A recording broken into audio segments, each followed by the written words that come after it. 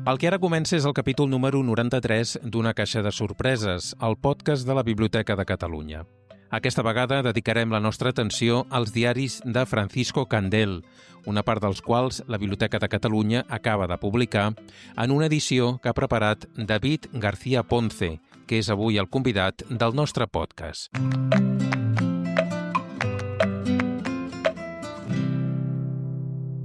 Una caixa de sorpreses, el podcast de la Biblioteca de Catalunya.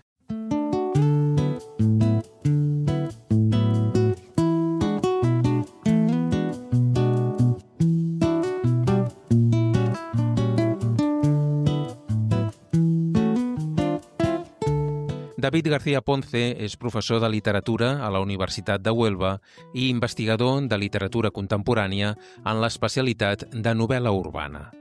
Amb ell, en aquest capítol, parlarem de Francisco Candel, un escriptor i polític que va viure bona part de la seva vida a Barcelona. Direm Francisco Candel, tot i que en alguns sectors es parla d'ell com a Paco Candel. Jo sempre reivindico que a l'autor se li ha de dir pel seu nom. Personalment em sento molest quan vaig a algun congrés i sento dir Don Camilo, parlant del Camilo José Cela, Ignacio Aldecoa i el Paco Candel. Que ho digui una persona que no ha conegut en persona, tot i que tothom li deia Paco. Sí que és veritat que estem parlant d'un autor autodidacta i un autor que fa servir la primera persona i que moltes vegades ell es mira des de fora. És a dir, ell surt del que diem a literatura del pla narratiu i ell observa com hi ha un personatge, una persona que es passeja, i aquest és el Candel. Aquí sí que hi hauria un personatge que és indissoluble de la novel·la, és indissoluble de la trama narrativa i que a més és una persona que té un sentit molt profund de l'observació. Una observació literària, perquè no falta mai la vessant poètica, molt social i molt política amb el sentit neutre de la paraula. És a dir, per Francisco Candel fer política és fer país i fer justícia.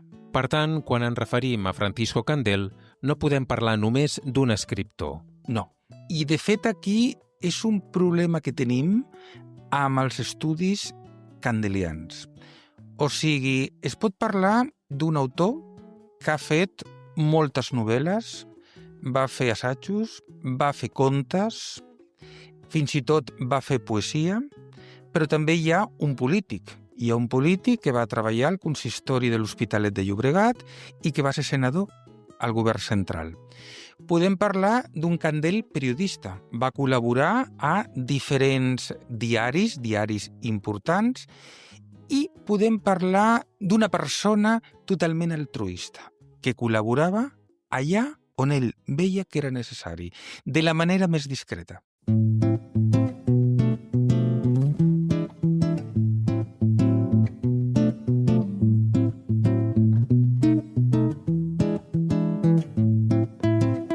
Hem començat a parlar de Francisco Candel i de seguida entrarem al tema que ens ocupa, que són els seus diaris, però abans situem-lo una mica i repassem alguns aspectes importants de la seva biografia. D'entrada, cal dir que va néixer l'any 1925. Va néixer a València, al racó d'Ademuz, que és un lloc que ell va anar sovint. Primer va venir el pare, es va instal·lar al que ara seria el barri de la Zona Franca, i va treballar a les obres de la segona exposició universal que va fer Barcelona l'any 29, que es va celebrar a la muntanya de Montjuïc. Després, al poc, va venir la família i ell es va instal·lar en unes barraques i va viure totes les dificultats que tenien aquells treballadors que treballaven a l'exposició. Després va viure ja a un barri, el barri de les Cases Barates, però sempre va tenir un contacte directe amb la vida de bar. Inicialment, Candel no volia ser escriptor ni dedicar-se a la literatura. La seva intenció era dedicar-se al món de la pintura, un món com el de la literatura molt tancat, i va ser a partir dels anys 50 quan va començar a escriure, amb moltes dificultats, i el seu canvi va ser l'any 56 quan va publicar Donde la ciudad cambia su nombre.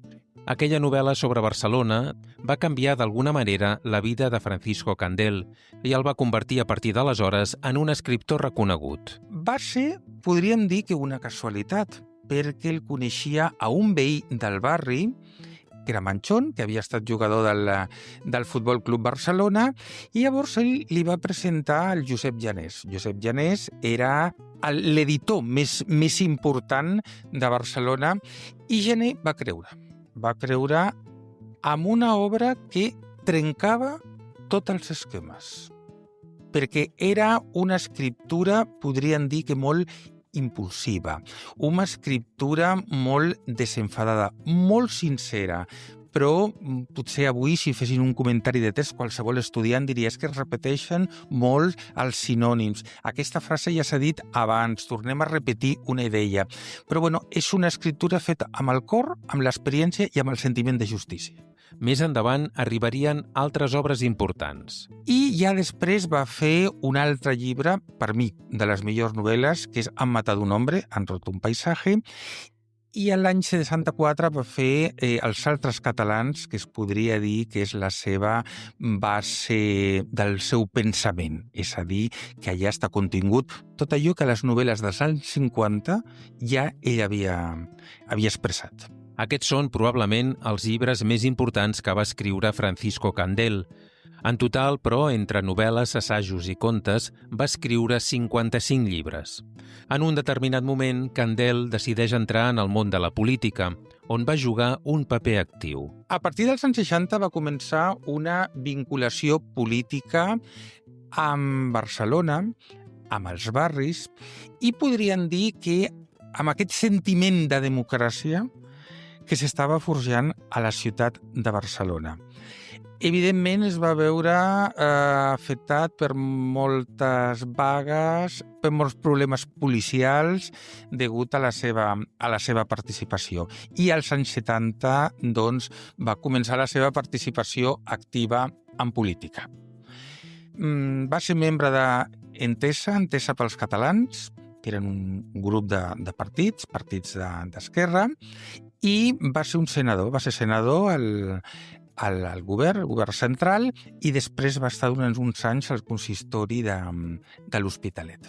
Tot i alguns desenganys, Candel continuarà vinculat a la política fins al final de la seva vida. Va ser una època molt intensa, però de molts desenganys. O sigui, Candel va acabar desenganyat, podríem dir, entre cometes, de la política institucional. La seva part política no va acabar mai. O sigui, ell va fer política fins que va estar dret. Va participar en moltes associacions i ja podríem dir que els últims anys els seus llibres tenien un contingut sociològic molt important.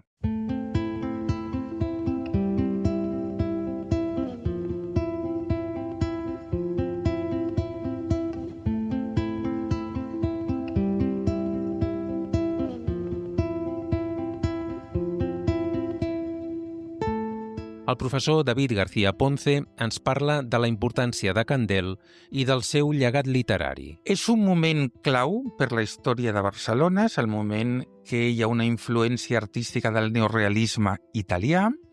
A tota la península el realisme és molt important, vull dir, és l'estil literari per excel·lència, i ell està parlant d'aquella part de Barcelona que la literatura està deixant de banda i diríem totes les produccions culturals.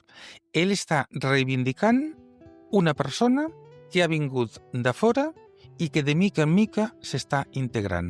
És aquesta persona que anys després direm un xarnego. Ell reivindica aquest mot, aquesta paraula, des de la normalitat, sense donar cap imatge pejorativa del nom. Tot això desemboca en un llibre, que és Els altres catalans, als anys 60, on diu que aquestes persones que han vingut de fora són tan catalans com aquells que tenen arrels i que han nascut sempre aquí.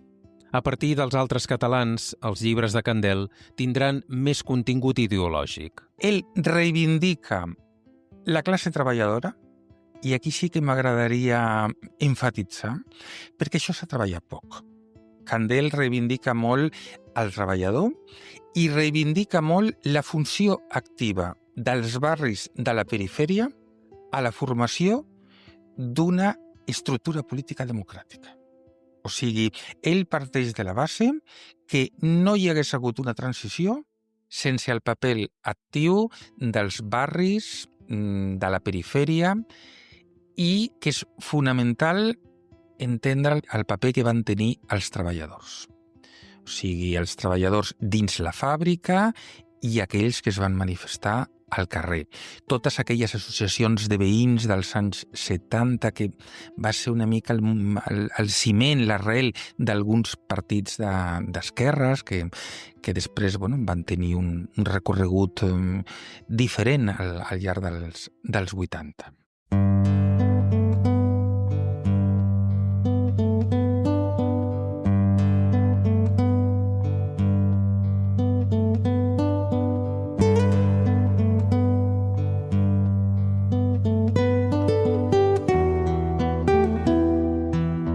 Arribats a aquest punt, li pregunto al professor García Ponce com arriba ell fins a Francisco Candel. Jo conec el Candel escriptor de ficció finals dels 90, principis del 2000, de la primera dècada, perquè jo estava començant a fer la tesi doctoral i el que tenia molt clar és que volia parlar d'espai urbà i volia parlar del significat que té la perifèria urbana a la història del segle XX a Espanya. Principalment, diríem, des de la postguerra fins als nostres dies. Clar, amb aquesta recerca, primer m'hi trobo dificultats. No és un tema que hagi estat molt tractat i menys estudiat, o sigui, no hi ha uns estudis científics, no hi ha una catalogació de les obres, almenys aleshores no hi havia, ara ja s'han publicat coses. Clar, conec el Candel i llavors jo vaig començar a llegir la seva obra des de la ignorància. Quina va ser la sorpresa? Clar, jo vivia a Sant Boi i parlava amb algunes persones i tothom havia sentit parlar de Candel. Potser no sabien quin any havia nascut, no sabien que era valencià, hi havia qui deia que no, que era de Barcelona, però tothom havia sentit veus, tothom podia parlar alguna cosa del Candel. I potser això va alimentar la meva curiositat i no sabria dir ara si va ser l'any 2011, 2012, més aviat l'any 2012. Jo vaig participar a la Biblioteca Francesc Candel, que és la biblioteca de la xarxa de la Diputació, al barri de la Zona Franca, a unes jornades on es parlava dels barris de Candel. Bueno, va ser una activitat molt maca perquè va participar gent del barri, cadascú va fer la seva aportació com podia, hi ha qui va parlar del racó de Demut, hi ha qui va parlar de les masies que hi havia abans de les novel·les de Candel, i jo vaig fer un preàmbul de la meva tesi. I dies després rebo un correu de la Maria Candel, la filla de l'escriptor. Jo no la coneixia, ella havia llegit la meva comunicació, la meva aportació, i llavors ens vam conèixer. Des d'aquell moment, la relació entre ells dos ha continuat durant tots aquests anys i va ser Maria Candel qui va proposar el nom de David García Ponce perquè tingués cura de l'edició del segon volum dels diaris del seu pare.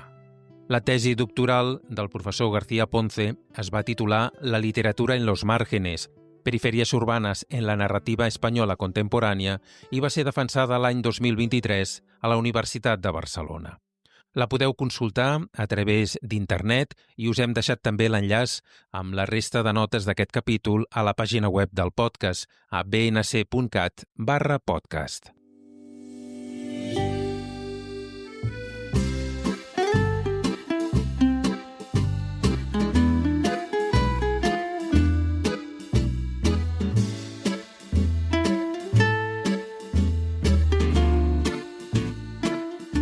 El 10 de febrer de 2022, la Sala de la Caritat de la Biblioteca de Catalunya va acollir l'acte de presentació de la sessió del Fons Francisco Candel a la biblioteca. En aquell acte hi havia la consellera de Cultura, Natàlia Garriga, i la directora de la Biblioteca de Catalunya, Eugènia Serra, i també Maria Candel, la filla de l'escriptor. Aquest fons conté 120 carpetes amb manuscrits i mecanoscrits i 5.000 cartes. Aquí hi ha de tot, o sigui, aquí hi ha originals d'algunes obres, hi ha una obra que ell no va poder acabar, que no se sap ben bé quins són els motius, perquè és una obra que ell fa al·lusions als seus diaris, que la té força avançada, però no la va acabar, i potser la part més important són els dietaris. Els dietaris són unes llibretes que Candel va escriure al llarg de la seva vida. És a dir, hi ha llibretes dels anys 50 fins l'any mesos abans de la seva mort.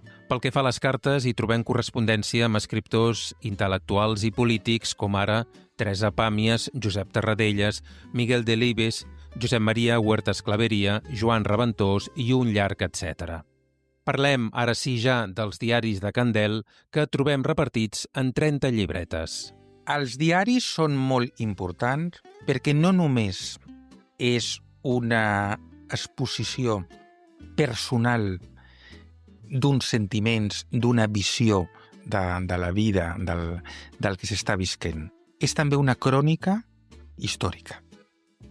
O sigui, qui llegeix els diaris de Candel ho pot fer en dos claus.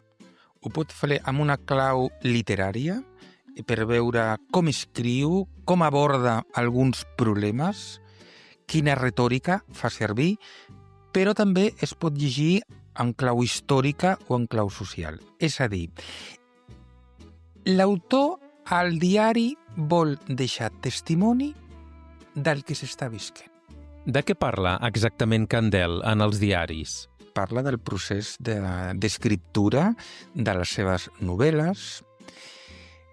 Hi ha un tema que s'ha parlat poc de Candel, que de fet a mi m'interessa molt, que és la seva visió de l'espai. O sigui, aquest flaner, que diria Baudelaire, aquesta persona que li agrada molt passejar pel barri i veure la transformació que va visquent un paisatge de la perifèria, de ser un lloc dedicat a l'agricultura, un lloc de barraques, un lloc industrial, i de fet ja les últimes entrades del diari ja parlava d'aquesta nova construcció, una mica ja feia unes al·lusions al que després hem dit la bombolla immobiliària. Parla molt dels canvis que s'estan visquent a la societat. La segona part, que és la part que jo he editat, comença amb la mort del Franco. És que comença, vull dir, el dia abans. I la importància que té aquest document és que es veu des del carrer. O sigui, com es va viure la mort del dictador a un carrer qualsevol. No hem d'anar a la plaça Catalunya. No, al carrer d'un barri. Què diu el senyor de la fleca? Què s'està parlant a la taula d'un bar? Quina por té la classe treballadora quan surt al carrer sapiguent que potser tornaran ferits a casa? I parla molt de la política, o sigui, el naixement dels partits polítics a Catalunya. Parla molt de l'Ajuntament d'Hospitalet, que va ser una època que per ell va ser important perquè l'Hospitalet de Llobregat era una població amb molts problemes, amb barris amb una situació marginal, i ell va contribuir molt, però potser el que no li agradava era treballar a la seu central, a l'Ajuntament.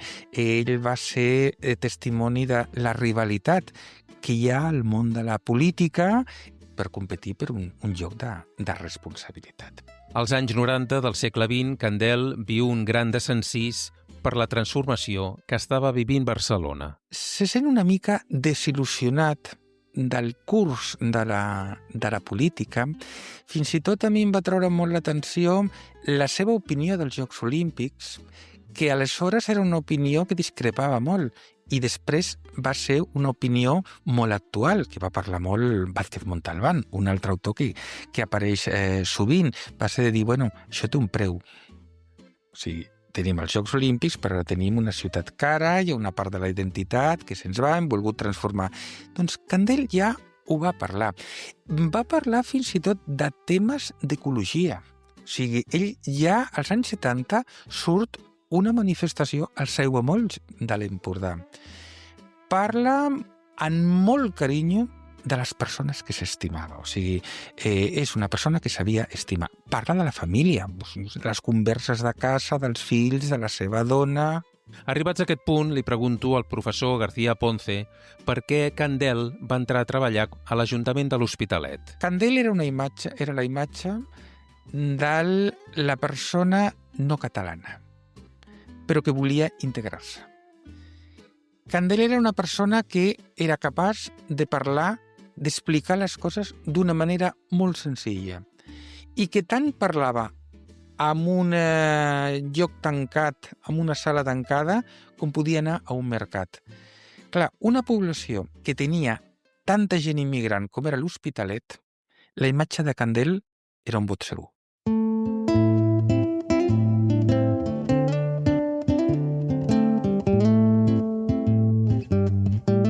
En els seus diaris, Francisco Candel fa de cronista del que passa en el seu entorn i del seu dia a dia. Si haguessin de catalogar bona part de la seva producció periodística, seria una crònica. Ell està parlant d'allò que passa al moment i, a més, té una inquietud per dir el que fa un periodista, dir on, quan, com, on, allò que els anglesos diuen la doble B baixa, i el diari també. És a dir, ell un dia pot dir ho sento, però el dia abans no vaig explicar això. I comença d'aquesta manera. I després ja parla del que ha passat aquell dia o d'una situació personal que té. Per mi, el principal interès que té, productiu, és l'atenció que hi ha amb l'escriptura. En molts moments, Candel diu, no sé si hauria de continuar escrivint, perquè ell sap que té molta feina.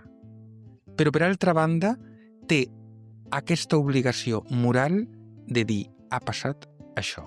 Li pregunto al professor García Ponce si Candel, en els seus diaris, fa referència als seus gustos i aficions. La part cronista, al diari, pesa molt. O sigui, hi ha un contingut històric molt important i té una característica que sempre està dins la història. Dins la història social, el que està succeint en aquell moment. Sí que parla de les seves aficions a la literatura, moltes vegades diu què està llegint, el seu gust per la gastronomia, per exemple, reivindica molt l'escudella, quan apareixen aquests fast foods, si ara aixeques el cap pobre, doncs ell reivindicava molt la cuina d'aquí, la lectura de Baroja, jo crec que Pío Baroja va ser el seu mestre. Li agradava el futbol, tot i que no era molt futbolero. Fins i tot el que deia als diaris, ell té retalls, o sigui, una necrològica d'algú del barri, una entrada del cinema, i hi ha les entrades dels Jocs Olímpics que hi va anar un parell de vegades. I sabem en quin moment del dia escrivia el seu diari, Francisco Candel? Jo crec que escrivia quan podia, perquè a vegades parla que s'ha aixecat, ha obert la finestra i al carrer no hi havia ningú perquè vol dir que era a les fosques. A vegades arriba d'algun lloc i escriu. Potser si haguessin de fer un còmput més a última hora del dia, quan arribava. I a vegades està uns dies sense escriure i quasi jo diria que demana perdó. Demana perdó per no haver-ho fet. Per tant, a els diaris hi podem trobar molt de collage. I sí, és que les llibretes són un collage. De fet, hi ha una qüestió molt interessant que són les seves caricatures, i això és una vessant que jo desconeixia del Candel. Sí que alguna vegada li havia sentit dir o havia llegit a una entrevista, i clar, moltes d'aquestes caricatures estan a les llibretes, i hem seleccionat unes que hi són al diari, a l'edició. Una altra pregunta que ens podem fer és si Candel escrivia els seus diaris pensant que algú, potser algun dia, els llegiria. No ho tinc clar. No ho tinc clar perquè hi ha moments que el diari és desordenat. I et posaré un exemple. L'autor va fer un viatge a Nicaragua. Ara no sabria dir-te quina data exacta, diria que cap a finals dels 70. Bé, aquest viatge va durar una setmana. El diari va durar 2 mesos, perquè cada dia, quan es posava a escriure, tenia el compromís de redactar el viatge, de deixar testimoni del viatge. Però és que, a la vegada, volia dir què havia passat en aquell moment. Llavors, arriba un moment que el lector es pot perdre i dir, bueno, on soc ara? A Nicaragua o ja hem tornat a Barcelona?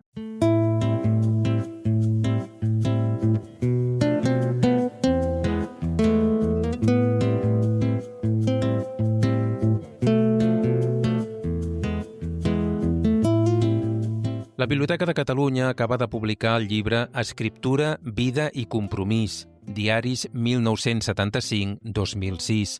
L'edició d'aquest volum ha anat a càrrec del professor David García Ponce. Fins ara estava publicada la primera part, que eren els diaris dels anys 40. Malauradament hi ha una part que no s'han trobat les llibretes dels anys 50 que correspon amb el període de publicació de les novel·les més importants, però no se sap. O sigui, aquí al fons Candel tampoc hi són. Jo dubto que no hagi escrit, però suposo que això es va perdre. Per alguna raó, doncs, no sé, un trasllat de casa, alguna cosa. Aquesta edició la va publicar la professora Anna Cavallé, que aleshores era la responsable de la unitat d'estudis autobiogràfics de la Universitat de Barcelona. I la Maria Candel va col·laborar molt, va ser la primera edició, llavors estava molt il·lusionada, i llavors jo m'he ocupat ja de la segona part, de l'any 75 a l'any 2006. Per a poder elaborar aquesta edició del segon volum dels diaris de Francisco Candel, ha calgut llegir totes les llibretes que va escriure. Feia servir llibretes d'anelles, vull dir, amb una lletra que jo li he donat les gràcies, li he agraït cada dia durant l'edició, perquè és molt clara. Sí que és veritat que l'última llibreta és molt trist perquè ja no és tan clara aquesta lletra, ja es veu una escriptura d'una persona que està cansat. Ja escriu menys, ja la freqüència és més dilatada, però sí, pràcticament és el treball de cada dia. El volum resultant és d'aproximadament unes 500 pàgines. No hi és tot i ha calgut fer una tria en alguns moments. S'ha hagut d'eliminar molta part, o sigui, s'ha hagut de fer una selecció de dies, de dates claus, si hi havia 2 dates que repetien fets, doncs, no sé, un míting que es va fer a un poble i l'endemà es va fer a un altre. Bueno, doncs hem fet una tria. Què s'ha tingut en compte a l'hora de fer aquesta tria? Abans parlaven dels mítings que el feia. Bueno, doncs jo he intentat que totes les comarques de Catalunya fossin presents. Potser hi ha pobles que els conec més i, a veure, jo soc del Baix Llobregat i sí que em feia gràcia parlar de Sant Boi, on he viscut molts anys, jo vaig néixer a Barcelona, però bueno, dic, no, també hem de col·locar això mateix a la Costa Brava, a les Terres de Ponent, doncs això sí. I el problema més gran ha estat l'eix temporal. I el professor García Ponce ens posava un exemple en aquest sentit. Amb una data està parlant de 3 moments diferents. El viatge que va fer un mes abans i que s'està recordant. Aquella notícia que li ha cridat l'atenció i potser una situació familiar que pot ser que la seva tieta estigui malalta. Això ha estat un problema perquè, clar, es tracta de que aquest diari arribi a un lector i no té per què ser un lector erudit. O sigui, s'ha de facilitar l'enteniment.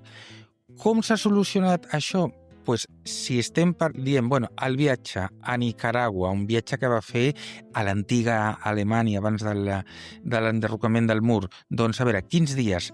Doncs el que vaig fer són retalls. O sigui, vaig retallar el dia i potser ho vaig col·locar el dia que s'estava fent. Vaig esbrinar quin dia va arribar a Alemanya. Molt bé, això correspon, posem pel cas, 7 de novembre.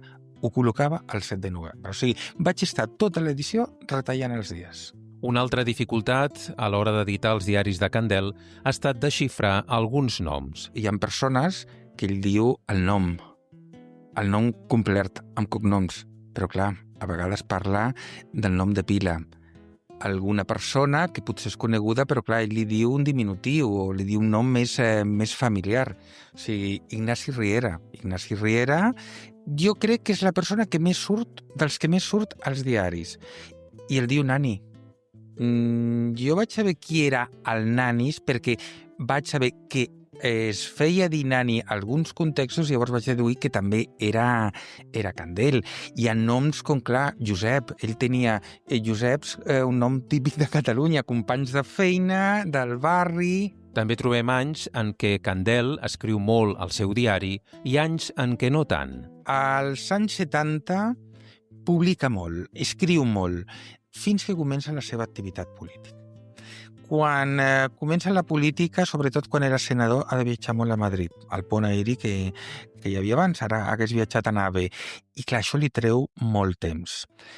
A vegades està escrivint una novel·la, llavors també li treu temps. A vegades està més cansat, o sigui, té temporades, més dolentes que altres. Els seus diaris, com la majoria de la seva obra, Candel els escriu en castellà. Això és un tema molt interessant i, de fet, és un criteri que hem tingut a l'edició. Hi ha paraules que estan mal escrites. O sigui, Via Laietana. Doncs ell ho escriu via, i em sembla que en accent a la I, com en castellà, per fer el dictong, Laietana, L-A, la Y. Després, amb el pas dels anys, ja ho escriu correctament, Laietana, en la I llatina. Fins i tot hi ha noms de carrers que jo no sabia. Jo no sabia que Marquès del Duero havia estat al Paral·lel. Després escriu Paral·lelo. I després fa Paral·lel sense la L geminada. I això és un tema, trobo que molt curiós, veure com la llengua es va normalitzant i com la llengua arriba a una població que no ha estudiat en català. I amb el cas de Francisco Candel això es veu molt bé. Llavors això s'ha deixat tal qual. Moltes vegades hi ha una paraula que està en cursiva, però és per fer veure de que era com es deia aleshores, que era fruit del desconeixement. Tot i això, ell sempre escrivia en castellà. Hi ha moltes expressions quan diu tu rai, ell rai, això no té una traducció literal. Ell va tenir una exposició directa al català, ho parlava sense cap problema, però sempre va escriure en castellà. I quan s'ha publicat alguna obra en català, era traduïda.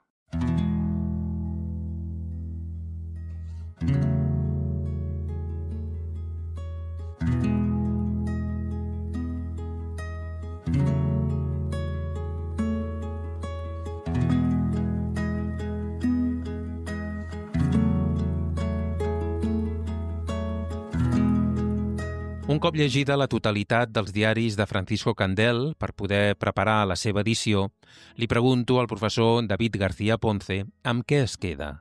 El que més m'ha impressionat és la creença amb la llibertat.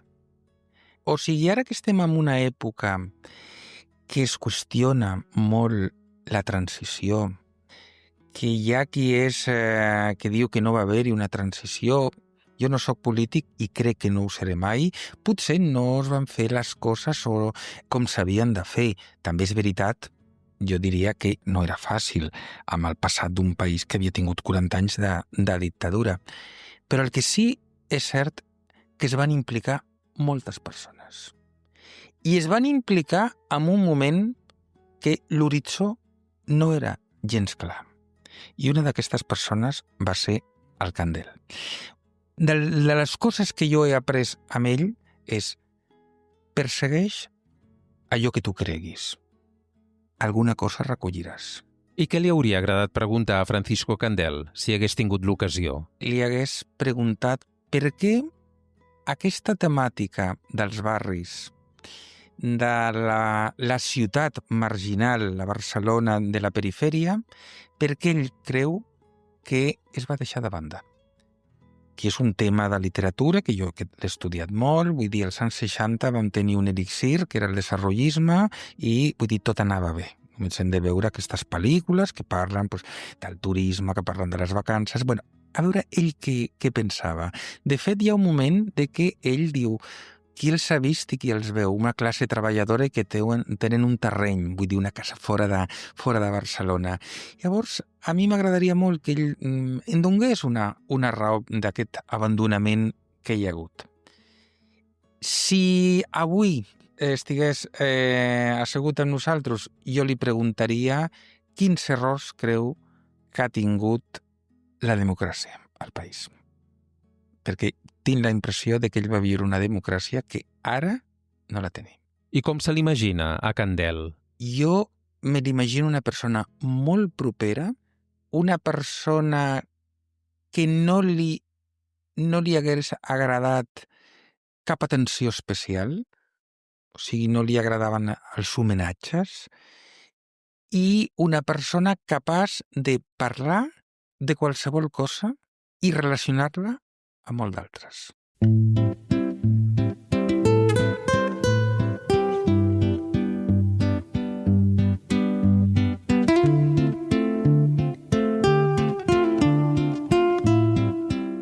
És una part de la història que potser pel fet de tenir-la propera, potser pel fet de que se'n parla massa, no ens hem posat a llegir, a veure com la tracta un intel·lectual.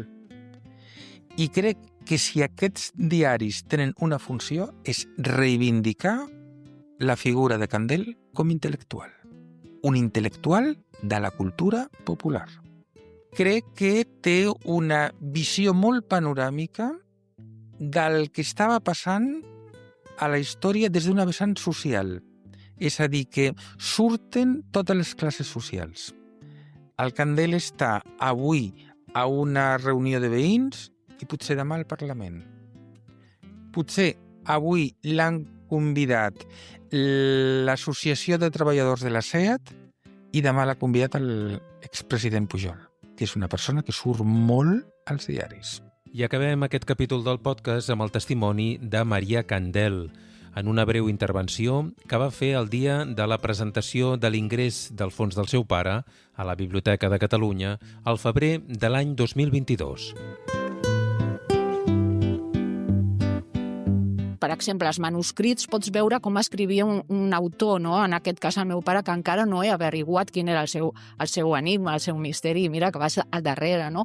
Però crec que els manuscrits et donen la visió de les correccions, de les notes. Aquesta part que tenia el pare, que semblava tan espontània, no era així, o sigui, era un corrector empadernit que volia... Em va impressionar com en el seu diari hi ha un moment que diu que ell havia deixat davant de l'obra si el moment polític era tan important com la transició, que havies d'estar al carrer i no s'anava a tancar a la seva torre d'Ivory per escriure. Però encara ho va fer tot, no? Va cuidar l'obra i després va estar en totes les lluites, no?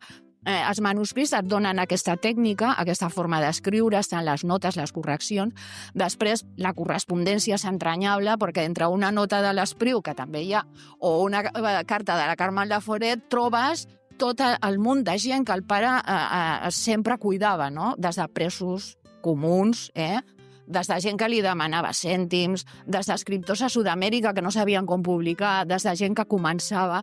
Tenia molta gent al darrere d'aquesta mena. Penso que és una correspondència que no només és literària, no? També hi ha els crítics i parlen de literatura i cartes immenses que dius, però com el pare podia escriure els assajos que eren tan difícils, que havies d'estudiar les novel·les, els diaris, la correspondència, les conferències, i a més deia que era un mandrós i es deixava molestar per tothom i estava molt content quan venies i li deies d'anar a prendre alguna cosa i aixecar-se de la taula d'escriure. Però jo crec que també els diaris jo ho he disfrutat Jo ja coneixia l'obra del pare, però de fet els diaris, clar, eren íntims, però això no quitava que anessis a veure, no? De vegades m'havia sorpresa i el pare mirant a veure si podia llegir, no? Allò tan misteriós, perquè alguns, jo era petita i estaven fets lligats perquè ningú els pogués llegir. Jo pensava, però què hi ha aquí dins, no?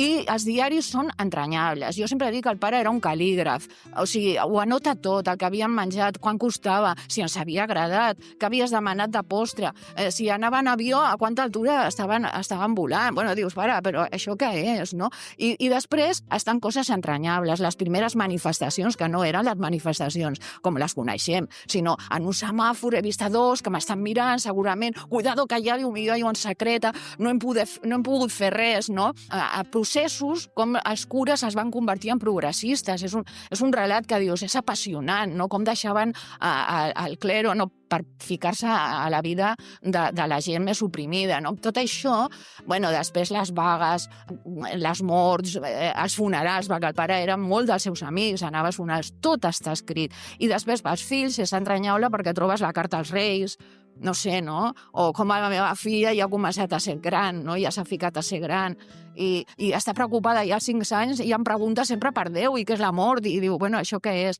Llavors trobes també la teva part d'història.